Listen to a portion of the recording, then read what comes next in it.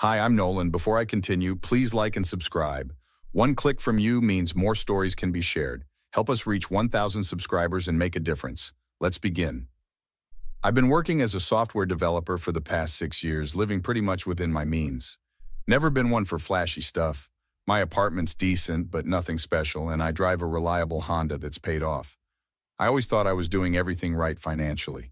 No missed payments, reasonable credit card usage, and I've been saving up for a house for 3 years.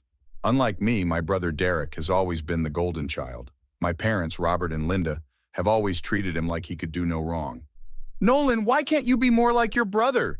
Derek just got another promotion. My mom would say this at least twice during our monthly family dinners, completely ignoring that I'd been steadily climbing the ladder at my own company. Derek just has that special something, my dad would add with a proud smile. Natural charisma, you know. Meanwhile, Derek would sit there in designer clothes, showing off photos of his latest vacation or his new BMW.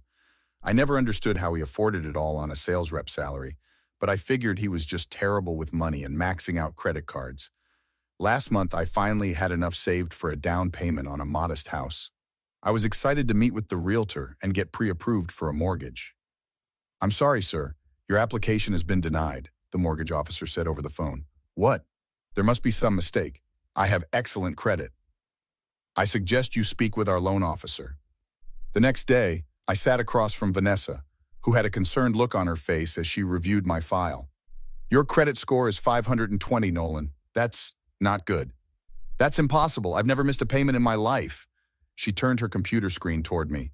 "You have multiple accounts in collections, several maxed out credit cards, and a personal loan that hasn't been paid in months.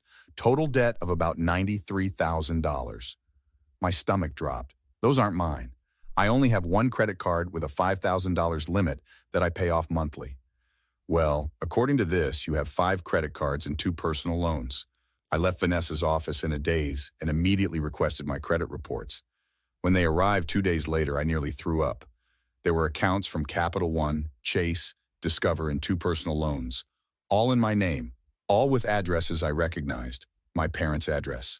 I dug deeper and found statements for cards I'd never seen, showing purchases for flights to Cancun, designer clothes, and payments on a BMW, the same BMW Derek drove. My hands shook as I spread the papers across my kitchen table. The truth hit me like a punch to the gut. My own parents had stolen my identity to bankroll my brother's luxury lifestyle. I couldn't believe what I was seeing. I needed help making sense of this nightmare, so I called my best friend Marcus. "Dude, you need to get over here now. I'm freaking out." Marcus showed up 20 minutes later, still in his work clothes.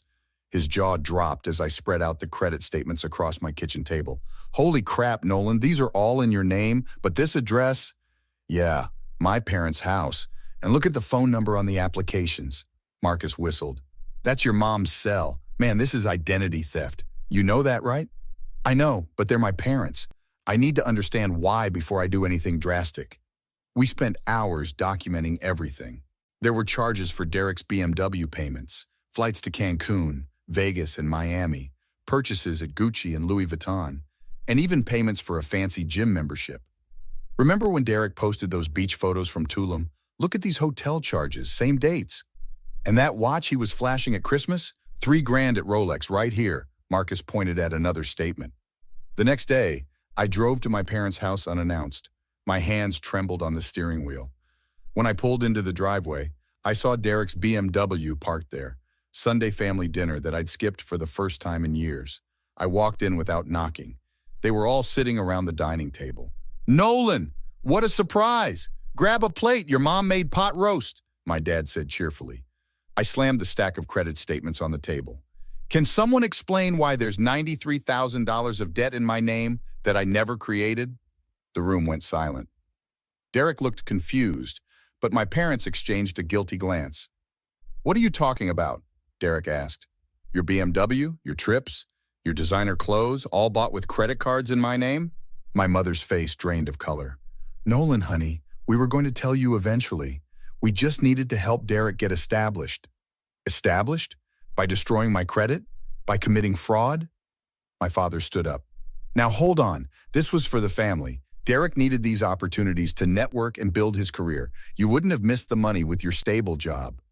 "Missed the money? I never got the money. You stole my identity. I can't even buy a house now. Derek looked stunned. Wait, you guys told me you were helping me out with your retirement funds. Derek needed to make the right impression in his field, my mother said, ignoring him and reaching for my hand. You've always been so responsible, Nolan. We knew you'd land on your feet no matter what. I pulled away. So you sacrificed my financial future for his luxury lifestyle? Do you even plan to pay it back? Of course, sweetie, eventually. But you know our situation isn't great right now. I looked at them in disbelief. No apology, no remorse, just excuses. You know this is a felony, right? Don't be dramatic, my father scoffed. Family helps family. You wouldn't press charges against your own parents. I walked out without another word and drove straight to Marcus's place. He connected me with his financial advisor, Rachel. This is one of the worst cases of identity theft I've seen, Rachel said, reviewing my documents. And unfortunately, it's not uncommon for family members to be the perpetrators. What are my options? You can file a police report and dispute the fraudulent accounts, but I'd be turning in my own parents. Yes, or you could accept the debt as your own. Those are really your only options. I sat in Rachel's office the next morning, surrounded by printouts of the fraudulent accounts. We need to document everything meticulously, Rachel explained, handing me a legal pad. Dates, account numbers, signatures, everything. And you need to record any conversations with your parents about this, Marcus added. Georgia is a one-party consent state, so you're legally in the clear. I can't believe I'm plotting against my own family. They're the ones who betrayed you, man. $93,000 isn't a mistake. It's a calculated plan that spanned years. Rachel nodded. And I hate to say it, but your parents won't face consequences unless you make it happen. We spent the next week building a case. I downloaded a recording app and called my mother. Nolan, sweetheart, we miss you. Can we talk about this? I'm still processing everything, Mom. We only wanted what was best for the family. Your father and I never meant to hurt you. So you'll pay back the money? Well, we don't exactly have it right now, but we'll figure something out, I promise. Every conversation was the same, vague promises with no actual plan. Meanwhile, I was documenting everything and building a timeline of fraud. 3 days later, Derek showed up at my apartment unannounced. What the hell, man? Mom and Dad are devastated. They put me in crippling debt without my knowledge. How am I supposed to react? They were just trying to help me get started. You know how tough the job market is? By committing identity theft? You've been living it up while I can't even qualify for an apartment lease now? Derek paced around my living room. Look, they made a mistake, but they're still our parents. They said they're going to make it right. With what money? Dad's been between jobs for years, and Mom's part-time retail gig barely covers their mortgage. I could help pay some of it back. Some? What about all of it? It's your BMW, your vacations, your designer clothes? Derek looked down at his expensive watch. I can't afford to pay it all at once. I have commitments. Commitments? Like what? More vacations? Meanwhile, my life is ruined. After Derek left, I called my Aunt Sophie, my mom's sister, who always saw through my parents' favoritism. I had a feeling something wasn't right with Derek's lifestyle, Sophie said. Your mother kept bragging about his success, but the math never added up. I don't know what to do, Aunt Sophie. They don't seem to understand how serious this is. The annual family reunion is coming up next month at my house. Everyone will be there. A plan started forming in my mind. Would you mind if I address some financial concerns during dinner? I think that's a wonderful idea. It's time for some truth in this family. Over the next 2 weeks, my parents called repeatedly, alternating between guilt trips and hollow promises. We've started looking into consolidation loans, my father claimed, though I knew his credit was too poor to qualify. I pretended to soften. I appreciate you trying. Maybe we can discuss it more at Aunt Sophie's reunion. That's wonderful, son. We'll figure this out as a family. Little did they know, I'd been collecting statements, recordings, and even pulled the original credit applications with their forged signatures from the banks. Marcus helped me organize everything into a presentation, and Rachel prepared a letter outlining the legal implications of identity theft. The night before the reunion, Aunt Sophie called. Everything's ready for tomorrow. Are you sure you want to do this? I've never been more sure of anything. It's time they faced the consequences of their actions. Aunt Sophie's house was packed with relatives by the time I arrived. I carried a folder tucked under my arm, my heart pounding as I greeted everyone. Nolan, we've missed you at these gatherings, Uncle Jeff said, clapping me on the shoulder. My parents approached cautiously with Derek trailing behind them. We're so glad you came, son, my father said with a forced smile. We have some ideas about how to resolve our situation. We can discuss it after dinner, I replied, catching Aunt Sophie's eye across the room.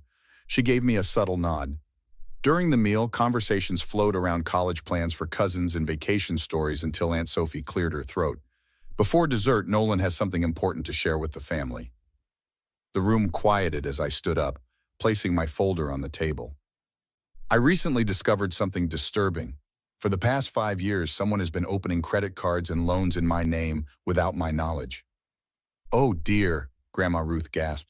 Identity theft is so common these days. It is, especially when it's committed by your own parents. All eyes turned to my parents, who suddenly became intensely interested in their plates. I have proof, I continued, opening the folder. Credit applications with forged signatures, statements showing purchases for Derek's BMW, his vacations, his clothes, over $93,000 of debt that destroyed my credit score and prevented me from buying a home. I passed around copies of statements and credit reports. The room erupted. Linda, Robert, is this true? Uncle Jeff demanded. My mother's voice trembled. We were just trying to help Derek establish himself. Nolan has always been so responsible. So you stole from him? Aunt Sophie cut in. You committed a felony against your own son? We were going to pay it back, my father insisted. Eventually. With what money? I asked, playing a recording from my phone. My father's voice filled the room. You wouldn't press charges against your own parents. Cousin Melissa, who worked at a bank, examined the documents. This is textbook identity theft. This could mean jail time. Derek finally spoke up, his face pale. I had no idea. They told me they were helping me with their own money. He turned to our parents. How could you do this to him? To both of us? We did it for you, my mother cried. I never asked you to commit fraud for me. Uncle Jeff stood up. I think you both should leave. Now. As my parents scrambled to gather their things, relatives approached me with hugs and support. We're filing fraud alerts and disputing every account, Rachel announced, having arrived for moral support. And the police report has been filed. 6 months later, my credit was slowly recovering. My parents faced multiple fraud charges, lost their house, and most of their friends. The family had completely cut them off. Derek and I met for coffee occasionally. He'd sold the BMW and designer clothes to help pay back the debt. I'm still processing that our parents did this, he said. I feel guilty every day. You didn't know, but they did. When my parents showed up at my apartment one rainy evening, they looked defeated. We've lost everything, Nolan, my mother sobbed. Please forgive us, we're so sorry. We were wrong, my father added. We see that now. I looked at them, really looked at them, for the first time in months. I'm not interested in your apologies. They only came after you faced consequences, not when you were destroying my life. But we're family. No, family doesn't do what you did. Don't contact me again. I closed the door on them and returned to dinner with Marcus, Rachel, and Aunt Sophie, my real family now. The weight I'd carried for months had finally lifted. I was free. Would you ever forgive a family member who deliberately put you in massive debt, or is cutting them off completely the only option, even if they apologize? What's your breaking point with toxic family? Share your thoughts in the comments. Your perspective might help someone going through something similar right now. If you enjoyed this story, hitting that like button helps more than you know. Subscribe to catch more real-life drama and revenge stories. We're working toward 1,000 subscribers, and your support makes all the difference. Thanks for watching.